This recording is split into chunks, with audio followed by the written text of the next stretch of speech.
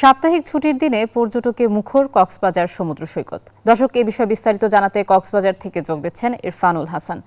ইরফান, সমুদ্র সৈকতে পর্যটকের আনাগোনা কতটা দেখছেন আজকে?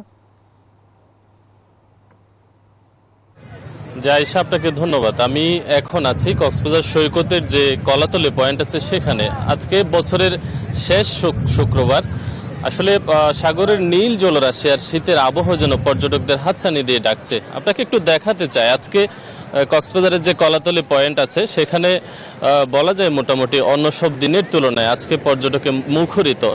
একেবারে ভোরের আলো উকি দেওয়ার সাথে সাথে কক্সবাজারের কলাতলি পয়েন্টে পর্যটকের ঢল নেমেছে। তবে আমরা খবর নিয়েছি কক্সবাজারের যে কটি পয়েন্ট রয়েছে, কলাতলি, সুগন্ধা, লাবণী বিচ সহ সবকটি পয়েন্টে আজকে পর্যটকে মুখরিত। বছরের শেষ শুক্রবার হিসেবে সামনে 31st নাইটকে কেন্দ্র করে আসলে অনেক পর্যটক কক্সবাজারে এসছেন।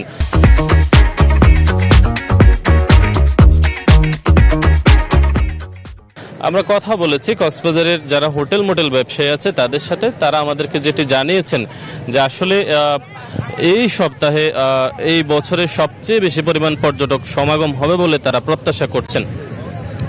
পাশাপাশি আমরা কথা বলেছিলাম অনেক পর্যটকের সাথে। তাদের আসলে আগ্রহের কেন্দ্রবিন্দু সেন্ট মার্টিনে মাত্র 2000 পর্যটক যাওয়ার অনুমতি রয়েছে। সেক্ষেত্রে আসলে অনেক পর্যটক কিন্তু সেন্ট মার্টিনে যাওয়ার আশা প্রকাশ করলেও আসলে অনেকে যেতে পারছেন না।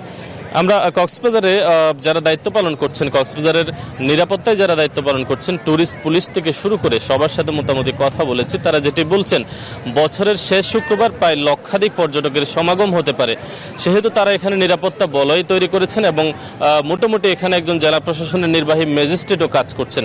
কক্সবাজারের সৈকতের কলাতলি পয়েন্ট থেকে এই ছিল আমার হাতে থাকা খবরাখবর। ইরফান, আপনাকে ধন্যবাদ।